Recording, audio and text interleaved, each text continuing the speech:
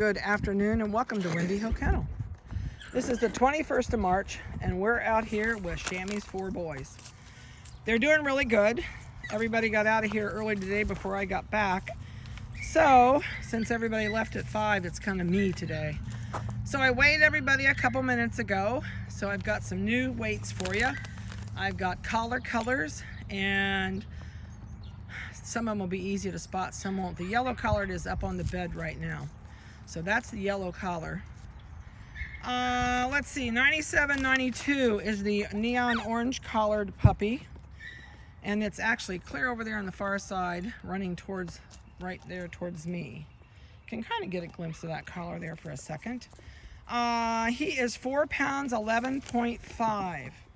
Neon green is 97.83, going through the little tyke right now. And it's actually the lightest blue merle in here. It's up on the bed right now and off, it's on the left. Yellow collar's in the middle, turquoise is on the right. Turquoise puppy is 97.93, weighs 4 pounds, 12 ounces, and it's on the ground now. It's pulling the other puppy off the bed. 4 pounds, 12.5. 97.97 is the yellow collar puppy. It's the littlest one in the litter. As far as boys, it's 4 pounds, 7.5. So that'll give you sizes on these guys. Yellow collar is over there in the shade, laying down, chewing on a leaf, I think. Orange is on the bed.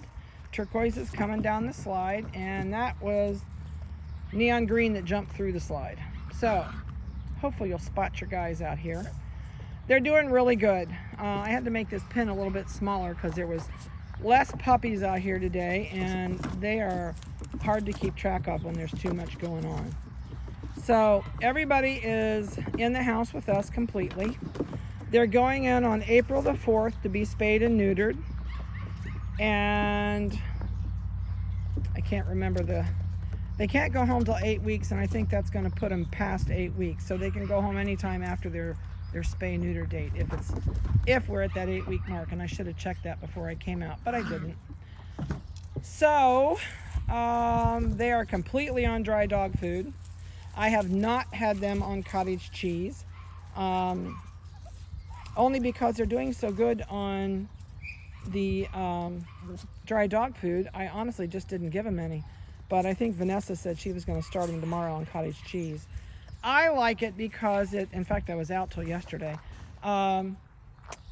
If you're going to buy cottage cheese in a bulk container, I used to tell people to go to GFS. But my best friend who raises miniature schnauzers that lives over here by me, she kind of informed me that I was spending more than she was on cottage cheese. And I said, where do you get your cottage cheese? She gets it at Walmart, and the big tubs of Walmart 4% are like $3 and some odd cents.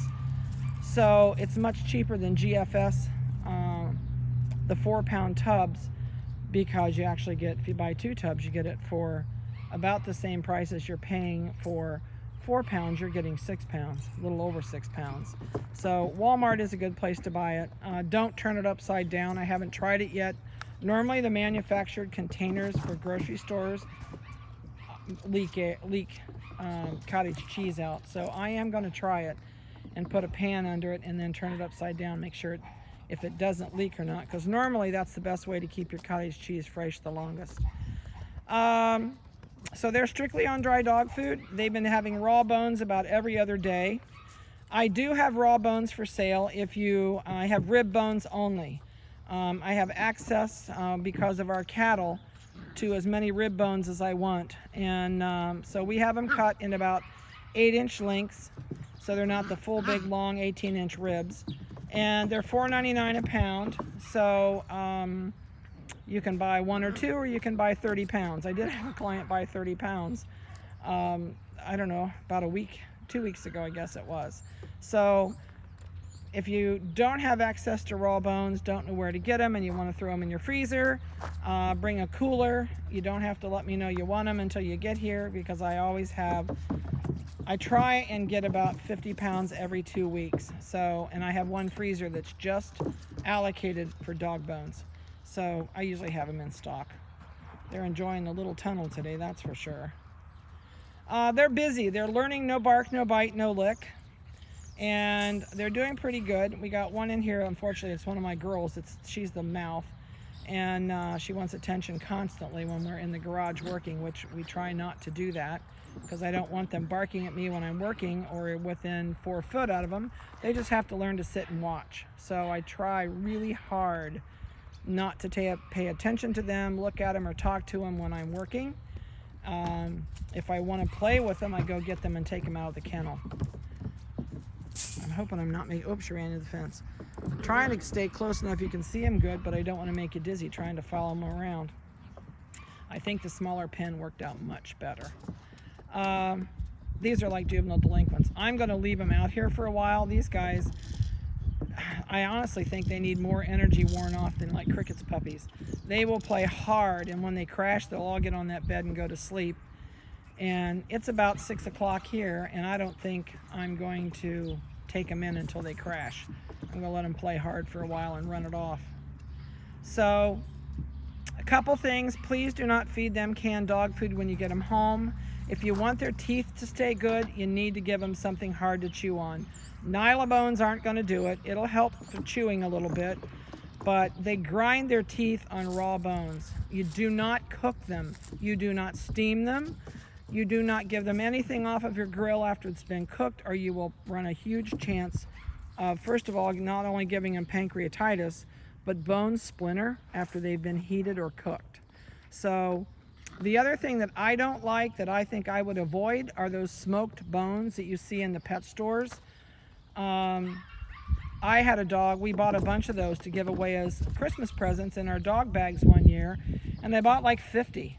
And I had a poodle that was chewing on one, and I kept hearing this cracking and snapping, and I went back and there were bone shards laying all over her kennel, and we grabbed her, took them out of her mouth, and swept everything up, and then watched her like a hawk.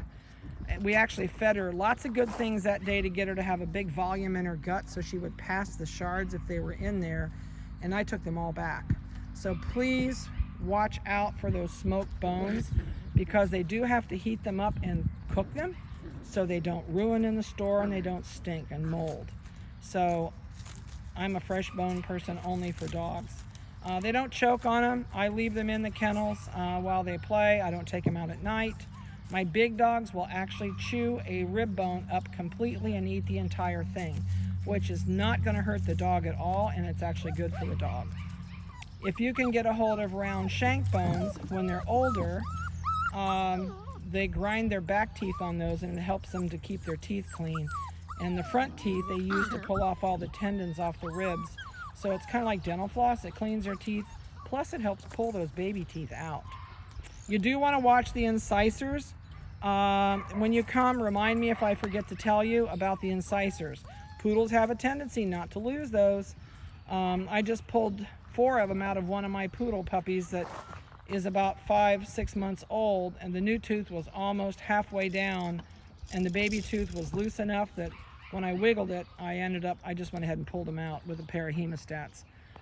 If you don't watch, you don't get them pulled out, or the dogs don't chew enough hard things to grind them out, it's going to cost you a fortune at your veterinarian to take teeth out.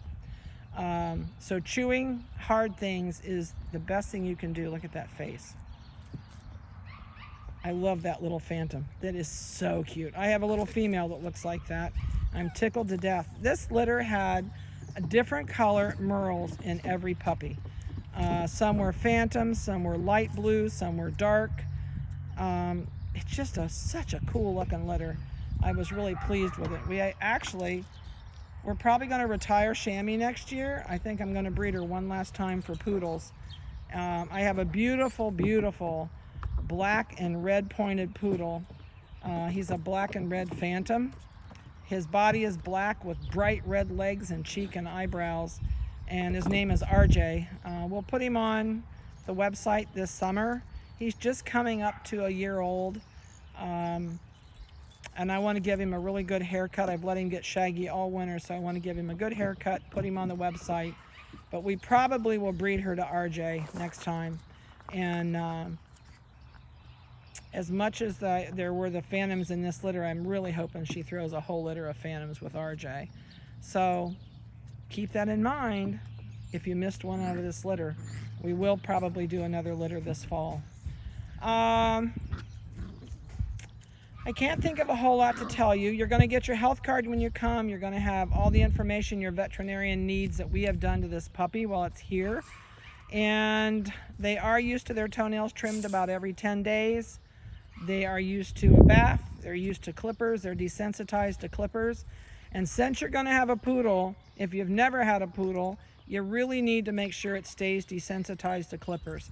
So even if you buy a cheap pair at Walmart and teach it to let you rub it up and down its back, you don't have to cut its hair.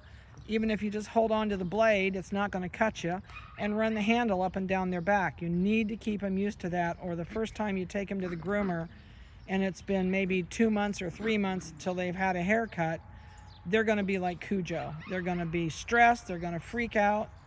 And if they're used to it, your groomer will be so much happier. The dog will be happier. It will be so much less stress on your puppy to be groomed, and they'll be off to a great start for the rest of their life, since they're going to be groomed a lot more than some dogs.